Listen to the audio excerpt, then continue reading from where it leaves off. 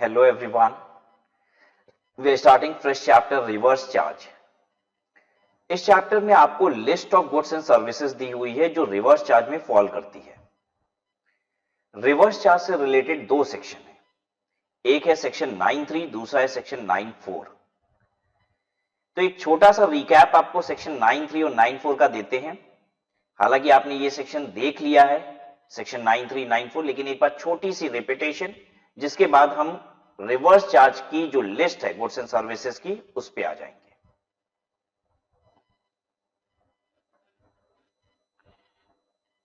Reverse charge क्या मतलब होता है? रिवर्स चार्ज का मतलब यह होता है कि liability to pay GST to government is of recipient. यह है रिवर्स चार्ज। क्यों? क्योंकि जो नॉर्मल चार्ज है, जिसको हम फॉरवर्ड चार्ज भी कहते हैं, वहां पे जो सप्लायर होता है ना, वो जीएसटी गवर्नमेंट को देता है। देखिए नॉर्मल जीएसटी का प्रोसीजर क्या है? नॉर्मल प्रोसीजर क्या है कि मैं supplier of goods and services हूं, तो मैं अपने कंज्यूमर से जीएसटी लूंगा और लेके गवर्नमेंट को दूंगा। ये नॉर्मल चार्ज है। ये फॉरवर्ड चार्ज है कि जीएसटी गवर्नमेंट को कौन देता है? सप्लायर। रिवर्स चार्ज का मतलब क्या होता है? रेसिपेंट जो होगा वो जीएसटी गवर्नमेंट को देगा।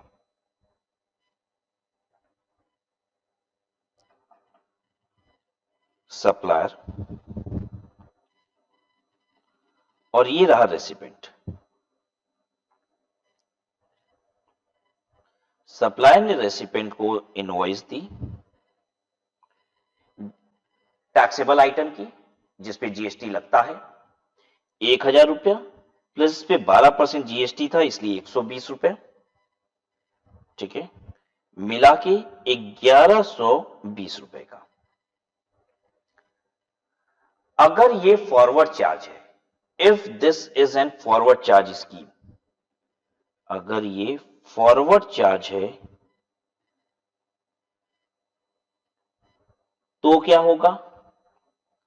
और दूसरा हम लोग देखने जा रहे हैं कि अगर ये रिवर्स चार्ज है, रिवर्स चार्ज, तो इसमें क्या होता है? तो मैं फिर से एक बार ड्रॉ करूंगा। सप्लायर, रेसिपेंट, इनवॉइसिंग 1000 प्लस 120 रुपया जीएसटी 1120 रुपया।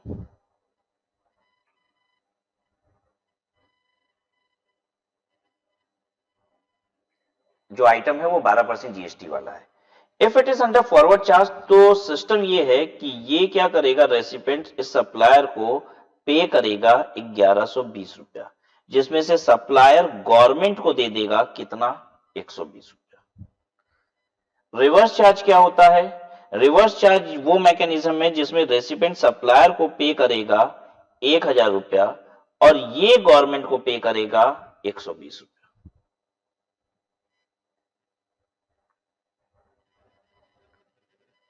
राइट।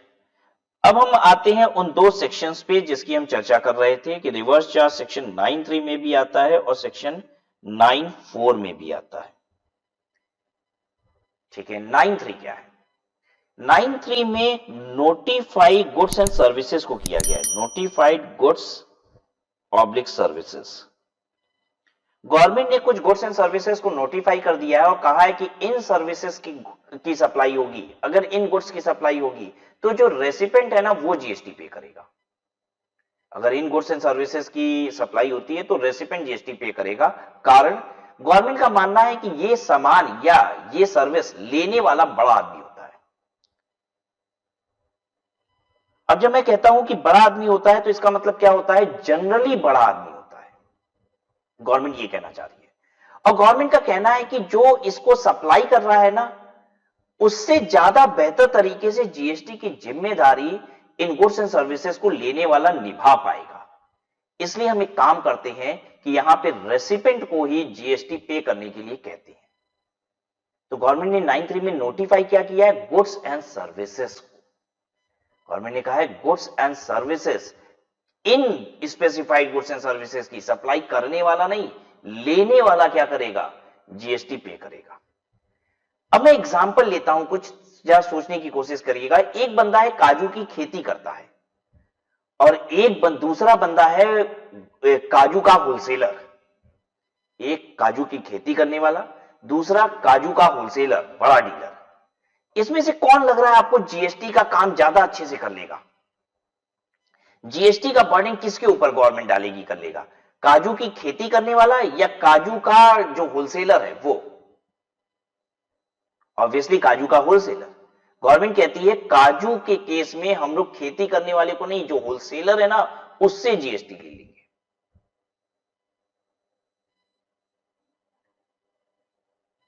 ठीक है, दूसरा सर्विस का एक एग्जांपल लेते हैं, स्पॉन्सरशिप सर्विस। स्पॉन्सरशिप सर्विस क्या होती है, आप देखते हो ना, आईपीएल होता है तो उसमें डीएलएफ, बड़ी बड़ी कंपनियों के। अभी स्पॉन्सरशिप क्या है, अब एक क्रिकेट मैच हो रहा है तो उसमें डीएलएफ वाले ने क्रिकेटर्स के बैट पे स्टिकर चिपका दिया है। ठीक है, ये स्पॉन्सरशिप है। ग्राउंड पे आप देखते हैं बीच में गोला बना रहता है, उसमें डीएलएफ लिखा होता है, ये स्पॉन्सरशिप सर्विस है। ठीक है, तो जो 6 और 4 की बाउंड्री होती है उस पे किसी ना किसी कंपनी का लेबलिंग होती है। जो क्रिकेटर्स टी शर्ट पहने होते हैं उस पे दाएं बाएं हर जगह लेबलिंग होती है कुछ ना कुछ कंपनी की, ये सब स्पॉन्सरशिप है। ठीक है, एक बात बताइए, स्पॉन्सरशिप सर्विस जो ले रही है कंपनियां वो बड़ी कंपनी होती है कि नहीं? हाँ, वो लेने वाली बड़ी कंपनियां हैं, जो इतना पैसा दे रही है वो बड़ी कंपनी है। ठीक है, स्पॉन्सरशिप क्या है, मैं एक दूसरा एग्जांपल लेता हूं। मान लीजिए मैं फ्रेश क्वालिफाइड चार्टर्ड अकाउंटेंट का ओरिएंटेशन प्रोग्राम ले रहा हूं और रिलायंस कंपनी कहती है कि आप जहां पे ये ओरिएंटेशन प्रोग्राम ले रहे हैं पीछे अपने क्या कीजिए, रिलायंस कंपनी का बैनर लगा दीजिए और हम आपको इस बैनर लगाने का 2 लाख रुपया देते हैं। जल्दी बताइए बड़ा आदमी कौन है? हम स्पॉन्सरशिप सर्विस दे रहे हैं, रिलायंस कंपनी स्पॉन्सरशिप सर्विस ले रही है, 2 लाख रुपया देके बैनर लगवा दे रही है। कौन बड़ा आदमी है? रिलायंस कंपनी, स्पॉन्सरशिप सर्विस लेने वाली। गवर्नमेंट कह रही है जीएसटी का बर्डन इसके ऊपर डालो। Are you getting my point? तो कुछ गुड्स एंड सर्विसेज को नोटिफाई कर दिया गया है जहां रेसिपेंट को ही जीएसटी पे करना पड़ेगा। ठीक है, अब ये 9(4) क्या है? अच्छा ध्यान दीजिएगा, वहां पे लाइबिलिटी रेसिपेंट की है, रेसिपेंट को ही जीएसटी पे करना है, सप्लायर को नहीं, रेसिपेंट को ही पे करना है। 9(4) क्या है? 9(4) ओरिजिनली कुछ और था लेकिन समय की मार ने इसको कुछ और कर दिया। मतलब जमाने ने इसको इतना इतना मतलब नेग्लेक्ट किया ना कि ये कुछ और बन गया। ये ओरिजिनली क्या था? ओरिजिनली ये था 9(4) कि कोई भी अनरजिस्टर्ड सप्लायर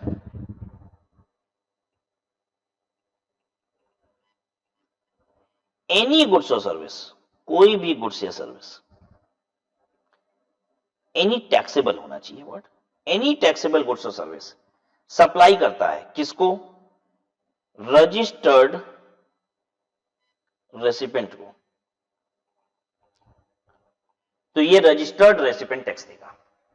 9(3) में तो गुड्स एंड सर्विसेज नोटिफाई थी कि यहां पे रेसिपेंट को टैक्स देना है, लेकिन 9(4) ये था कि अनरजिस्टर्ड से रजिस्टर्ड कोई भी सामान खरीदेगा तो उसको जीएसटी पे करना पड़ेगा। अब देखिए क्या होता है, एक रजिस्टर्ड अनरजिस्टर्ड व्यापारी से क्या क्या माल खरीदता है। अब मैं अपनी बात कर लेता हूं, मैं रजिस्टर्ड जीएसटी में, और जब जीएसटी आया था तो उस समय 9(4) ऐसा ही था। वो कहता था राज अग्रवाल आप अनरजिस्टर्ड से जो भी माल खरीदोगे ना उसकी जीएसटी आपको पे करनी है। क्या मेरी ऑफिस में अनरजिस्टर्ड से सामान आता है, गुड्स या सर्विस आती है? बहुत सारी आती है। जल्दी से बताइए, मेरी ऑफिस में चाय आती है किसके कहां से आ रही है? रजिस्टर्ड सप्लायर से, जीएसटी में रजिस्टर्ड है, बड़ा व्यापारी है? नहीं, कोई ठेले वाला खुमचे वाला वही चाय हमारे यहां पहुंचा रहा है, उसकी जीएसटी किसको देनी है? मुझे देनी है। जल्दी बताइए, कभी कभी मेरी ऑफिस में चाय के साथ समोसा भी आ जाता है, मैं जानना चाहता हूं ये समोसा कहां से आ रहा है? 5 स्टार होटल से आ रहा है, जीएसटी लग के बकायदा? नहीं, ये कहां से आ रहा है? किसी ठेले वाले कुमचे वाले से आ रहा है जिसने जीएसटी लगाया है? नहीं, किसी छोटे व्यापारी से ही आ रहा है। वो समोसे वाला जीएसटी में रजिस्टर्ड नहीं है। जीएसटी किसको देना है? मुझे देना है। बताइए, मेरे ऑफिस में दिन भर पेन पेंसिल पेपर ये सब कुछ भी आता रहता है, कहां से आ रहा है? जो बगल में दुकान है ना, वहीं से आ रहा है। क्या वो जीएसटी लगा के देता है बिल? नहीं, अनरजिस्टर्ड है। उसका जीएसटी किसको पे करना है? मुझे पे करना है। मैं ऐसे एक दो नहीं, दिन भर में 50 ट्रांजैक्शन ऐसी हो रही है जो कि अनरजिस्टर्ड सप्लायर से है।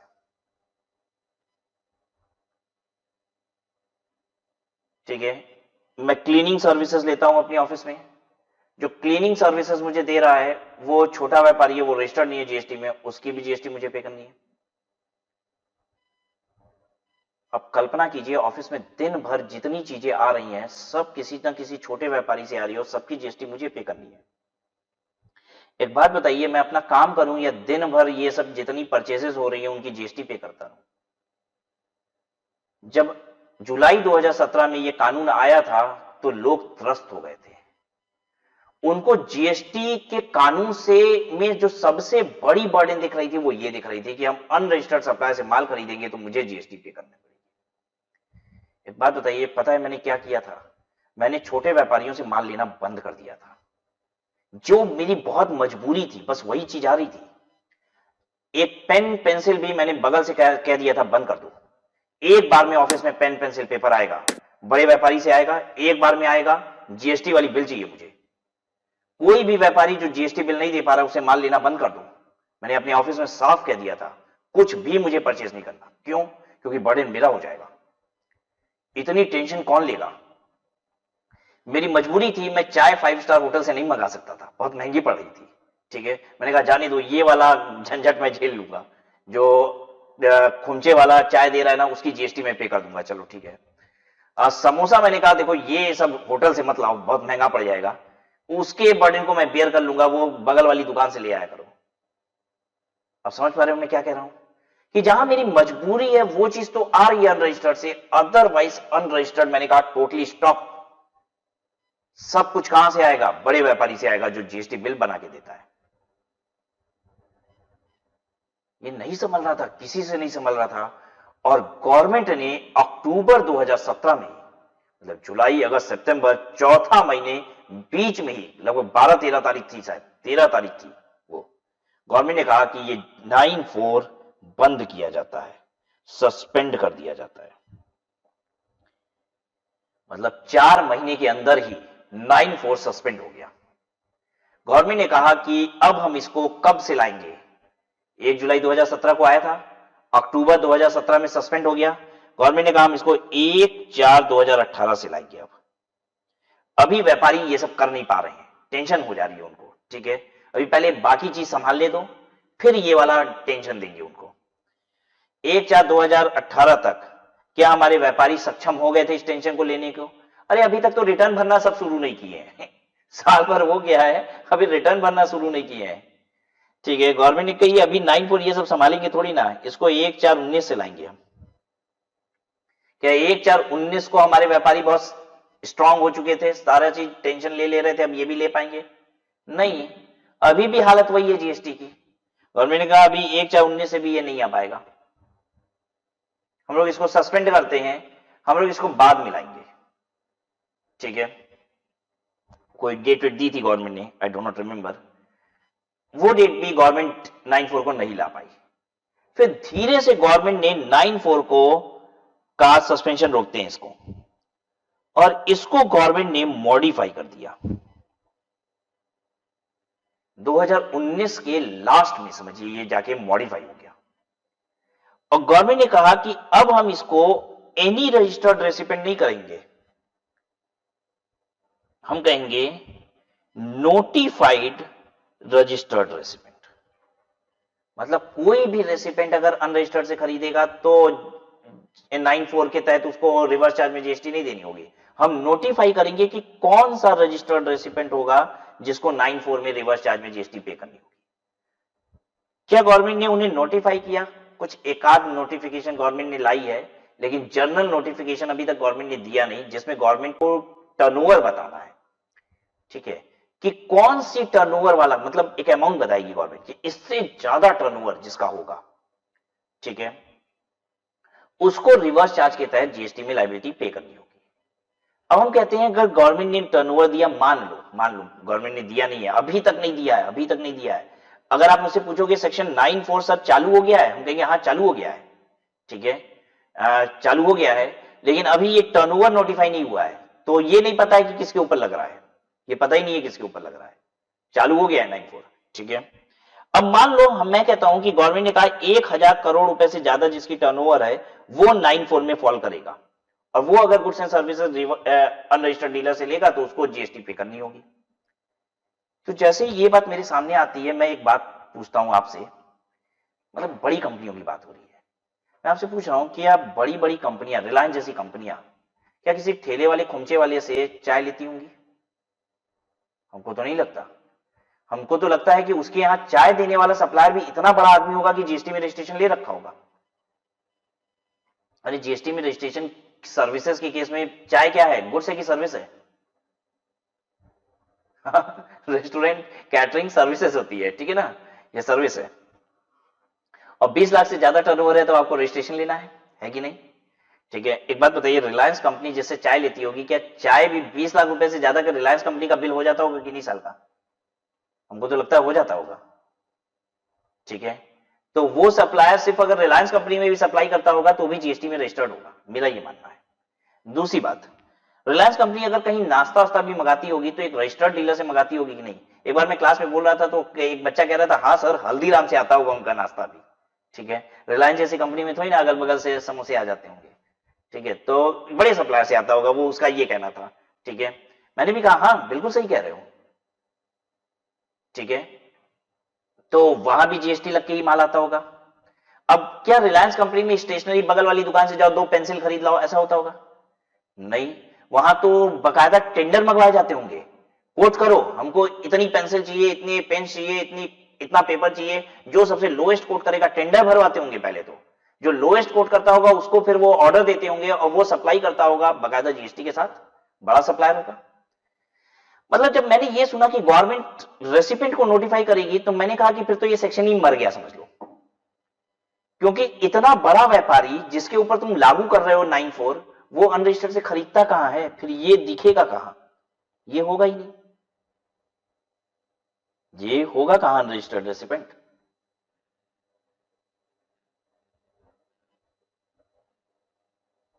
आई बात समझ में? लेकिन अब मैं जो आपको बात बताऊंगा उससे आपको लगेगा कि आज की तारीख में 9(3) और 9(4) में अंतर ही नहीं रह गया। देखो, जब गवर्नमेंट ने 9(3) में गुड्स एंड सर्विसेज को नोटिफाई किया तो सिर्फ गुड्स एंड सर्विस नोटिफाई नहीं किया, मैं आज आपको बहुत डीप में 9(3) पढ़ाने वाला हूं। गवर्नमेंट कहती है ये गुड्स एंड सर्विसेज को नोटिफाई किया, ये प्राइम है, इसको हाईलाइट किया गया है, लेकिन ध्यान दीजिएगा यहां पे रेसिपिएंट कौन है और सप्लायर कौन है ये भी बताया गया है। जब गवर्नमेंट ने ये बोला कि काजू पे रिवर्स चार्ज फॉल करेगा, काजू को नोटिफाई किया, तो गवर्नमेंट ने सिर्फ काजू काजू काजू नहीं चिल्लाया, गवर्नमेंट ने ये बोला खेती करने वाला अगर काजू बेचता है, किसको? रजिस्टर्ड रेसिपिएंट को, वो भी काजू छिलके वाला काजू, उसकी बात की गई है, छिलके वाला काजू, ये गुड्स नोटिफाई है। देने वाला कौन है ये भी बताया है गवर्नमेंट ने, खेती करने वाला दे रहा है, किसको? जो रजिस्टर्ड व्यापारी है उसको। तो यानी 9(3) में सिर्फ गुड्स नोटिफाई नहीं है, ये तो छल कर रही है गवर्नमेंट हमारे साथ, बोल रही है गुड्स नोटिफाई, अरे गुड्स नहीं, यहां पे गुड्स भी नोटिफाइड है, जो सप्लायर है वो भी नोटिफाइड है कि कौन सप्लायर होना चाहिए, और रेसिपिएंट वो भी नोटिफाइड है कि कौन होना चाहिए। फोकस उस पे नहीं है, फोकस गुड्स और सर्विस पे है, बस बात इतनी है। लेकिन लगे हाथ नोटिफाई तीनों को कर दिया है।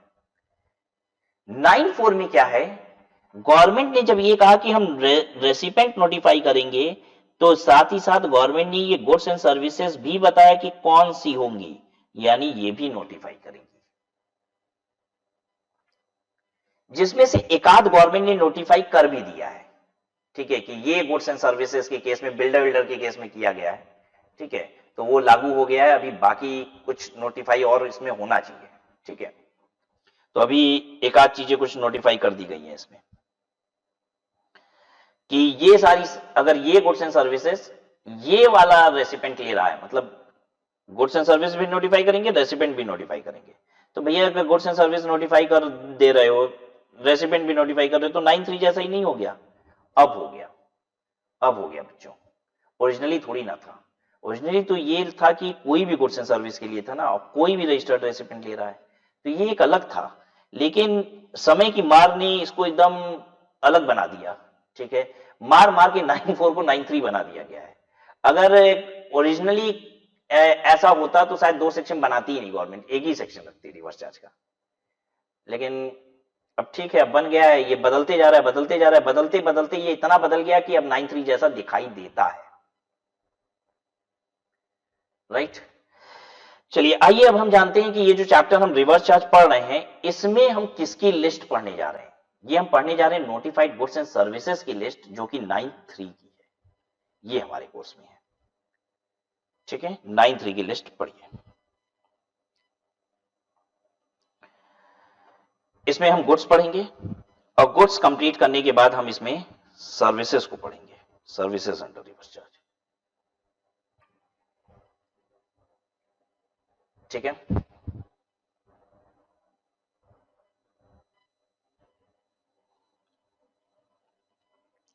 गुड्स कितने हैं रिवर्स चार्ज में? आपको नंबर से 1 to 7 दिखाई दे रहा है, लेकिन ये टोटल 8 है। 8 गुड्स हैं रिवर्स चार्ज में, क्योंकि 4 के बाद 4A भी है, ठीक है। ये जो लिस्ट है रिवर्स चार्ज की, इसमें 4 के बाद 4A भी है, इसलिए ये टोटल 8 आइटम है। चलिए एक एक करके शुरू करते हैं। सबसे पहला, कैश्यू नट्स नॉट सेल्ड और पील्ड। कैश्यू नट मतलब काजू, नॉट सेल्ड मतलब छिलका उतारा हुआ नहीं है, नॉट सेल्ड, नॉट पील्ड, छिलका उतारा हुआ नहीं, मतलब अब समझ गए ना, काजू जिसपे छिलका रहता है, ब्राउन छिलके रहते हैं, ठीक है। गोवा वगैरह में तो ऐसे काजू बिकते भी हैं, बड़ा टेस्टी भी होता है, मजेदार लगता है, ठीक है। तो बिना छिलका छिला हुआ काजू अगर एक खेती करने वाला बेचता है एक एनी रजिस्टर्ड पर्सन को, तो वो जो रजिस्टर्ड पर्सन जिसने खरीदा है वो लायबल फॉर जीएसटी है, ठीक है। बीड़ी रैपर लीव्स, टेंडू लीव्स, ठीक है। अब जो टेंडू लीव्स, टेंडू लीव्स वो होता है जो बीड़ी बनती है ना, बीड़ी का आउटर कवर जो होता है वही टेंडू लीव्स होता है, ठीक है। तो जो इसकी खेती करता है वो अगर बेचता है, तो जिसको बेचता है ना, कौन खरीद रहा होगा? बीड़ी फैक्ट्री खरीदती है उनसे माल, ठीक है। तो बीड़ी फैक्ट्री वाले जो हैं उनको जीएसटी पे करना है। अब आप समझ भी सकते हो यहां बड़ा आदमी कौन है, जो बीड़ी के पत्ते उगाता है या जो बीड़ी की फैक्ट्री चलाता है? बीड़ी की फैक्ट्री चलाने वाला, तो उसी को कह रही है गवर्नमेंट जीएसटी पे करो। टोबैको लीव्स, टोबैको लीव्स पान के पत्ते, ठीक है। तो कह रहा है कि पान के पत्ते की खेती करने वाला अगर माल उठा के बेचता है किसको? रजिस्टर्ड रेसिपेंट को, ठीक है, तो वो रजिस्टर्ड रेसिपेंट जीएसटी पे करेगा। Silk yarn, any person who manufacture silk yarn from raw silk worms cocoons for the supply of silk yarn।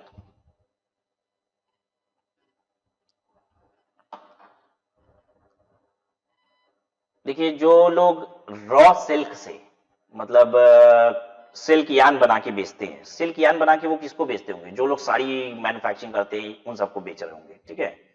तो रॉ सिल्क कैसे बनाते हैं? रॉ सिल्क से सिल्क यार्न बनाते हैं, धागे वगैरह बनाने वाले, मतलब सिल्क के धागे बनाने वाले, जो सिल्क रुई जो है, रुई से धागे बनाने वाला अगर उठा के उसको बेचता है, तो जिसको बेच रहा है ना वो जीएसटी पे करेगा।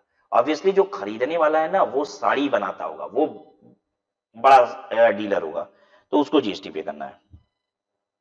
रॉ कॉटन, रॉ कॉटन की खेती करने वाला जिसको बेचेगा वो जीएसटी पे करेगा।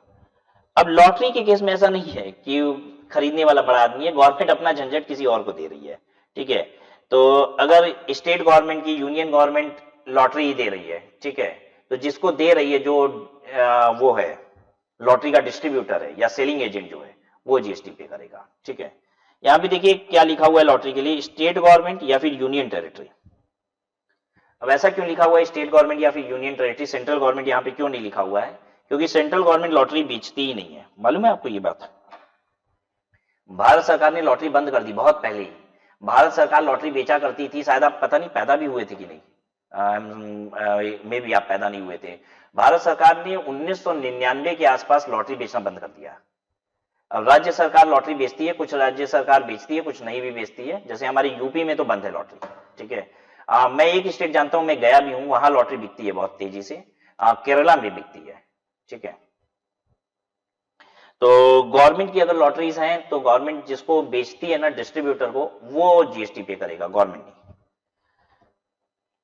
अच्छा, पुरानी व्हीकल, कन्फिस्केटेड गुड्स या फिर यूज्ड गुड्स, वेस्ट या स्क्रैप अगर गवर्नमेंट बेचती है तो जिसको बेचती है वो जीएसटी पे करेगा। तो गवर्नमेंट अगर पुरानी व्हीकल, स्क्रैप, कन्फिस्केट किया हुआ, सीज किया हुआ माल अगर बेचती है किसी को, तो जिसको बेचती है वो जीएसटी पे करेगा। Then comes priority sector lending certificate. अगर कोई भी रजिस्टर्ड बंदा बेचता है किसी भी दूसरे रजिस्टर्ड को, तो जो लेने वाला है वो जीएसटी पे करेगा। ये प्रायोरिटी सेक्टर लेंडिंग सर्टिफिकेट क्या होता है बताऊं आपको।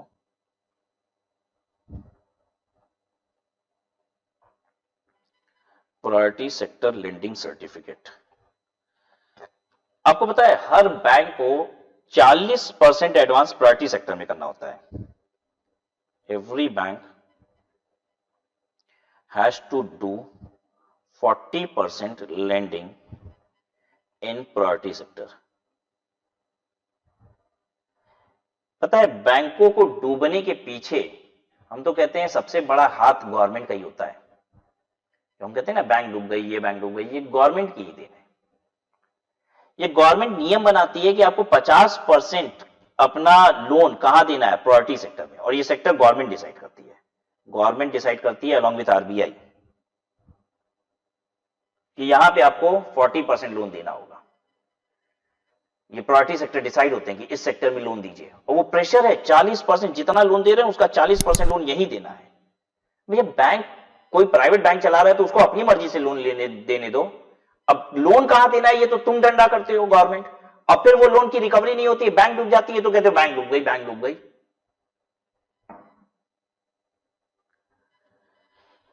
इस 40% में से भी आपको पता है 18% देना होता है एग्रीकल्चरल लोन। किसानों को लोन देना है, मजबूरी है, देना पड़ेगा, नहीं दोगे तो बैंकिंग लाइसेंस रद्द हो जाएगा आपका। अब मैं कहता हूं एग्रीकल्चर लोन देने के लिए आपका रूरल एक्सपोजर होना चाहिए, मतलब गांव में बैंकें होनी चाहिए, तब तो जाके देंगे। आपने सिटी बैंक का नाम सुना है? सिटी बैंक, अब ये कहां है? ये तो छोटे शहरों में भी नहीं है, गांव तो दूर छोड़ दीजिए, ये तो छोटे शहरों में भी नहीं है। मेरे वाराणसी में सिटी बैंक नहीं है, मोदी जी का शहर है भाई, यहां भी सिटी बैंक नहीं है। ये कहां दिखती है? दिल्ली में है, मुंबई में है, बड़े बड़े शहरों में है ये। क्या इनके पास किसी खेती करने वाले का अकाउंट होगा? मुझे ये बताओ बस, होगा अकाउंट? सवाल ही नहीं उठता। ये गांव में इनका एक्सपोजर ही नहीं है, ये तो बड़े बड़े शहरों में ऑपरेट करते हैं, इनके पास तो बड़े बड़े इंडस्ट्रियलिस्ट, बड़ी बड़ी कंपनियों के खाते हैं, इनके पास है ही नहीं किसी किसान का खाता। तो ये देगा कहां से? इसकी मजबूरी है, ये दे ही नहीं पाएगा। कोई क्लाइंट आए तो सही, इसके पास कोई आता ही नहीं है खेती का लोन लेने के लिए, बहुत मजबूर है बेचारा, परेशान है।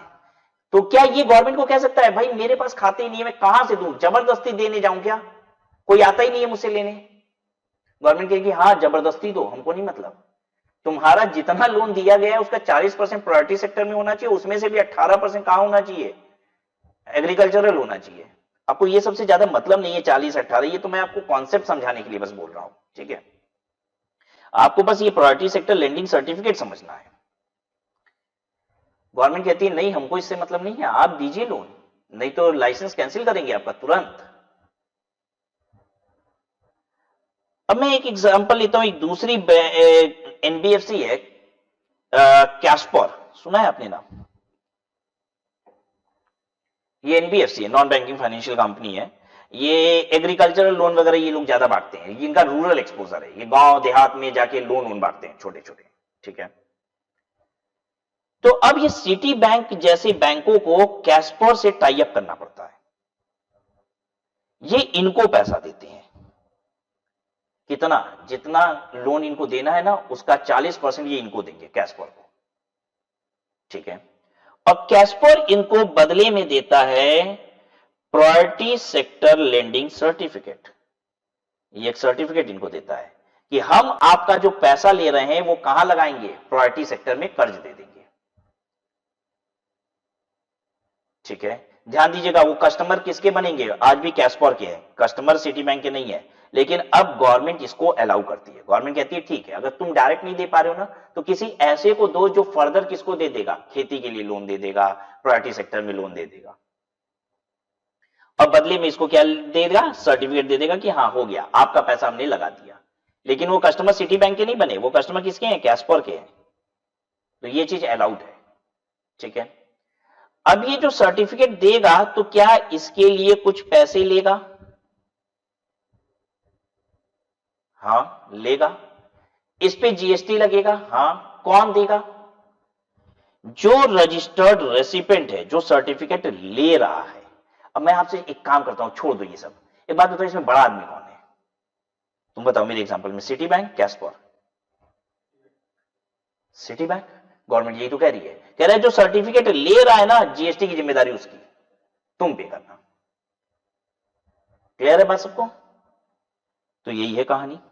तो बस याद कर लीजिए, आप कहोगे PSLC ये सर्टिफिकेट सर गुड्स होता है कि सर्विस, भगवान जाने क्या होता है क्या नहीं होता है, ये गुड्स में डिफाइंड है। ठीक है, गवर्नमेंट ने इसको गुड्स में बोल दिया है, तो ये गुड्स है। ठीक है, thus in serial number 1, 2 and 3, if the supplier of these goods is agriculturist and the recipient is any registered person, taxes need to be paid by such registered person under reverse charge।